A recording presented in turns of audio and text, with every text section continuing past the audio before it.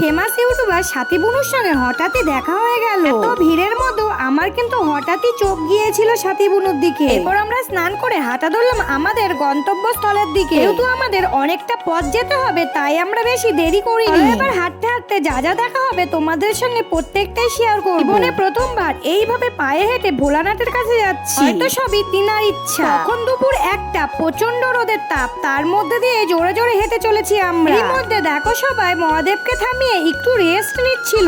আমারও পা কিন্তু হালকা হালকা ব্যথা হয়ে গেছিল, তবে কিন্তু অতটা কষ্ট বুঝতে পারিনি। ফাইনালি আমরা 16 কিলোমিটার পথ শেষ করে মহাদেবের মাথায় জল ঢেলে বাড়ির দিকে রওনা দিয়ে দিলাম। সত্যি সেদিনকার দিনটা এতটাই ভালো ছিল সেটা আর কি বলবো তোমাদের। স্টেশনে আসার সাথে সাথে আমরা কিন্তু একটা ট্রেন পেয়ে গেলাম, আর ট্রেনটা ছিল পুরোটাই ফাঁকা। যদিও এই লালগোলাটা কোনোদিনই ফাঁকা থাকে না, তবে আজকে কিন্তু ছিল। শুধু জল ছাড়া কিছুই খাইনি, তাই বাড়ি এসে এই সাবু মাখাটা খেয়ে আমরা শুয়ে পড়লাম।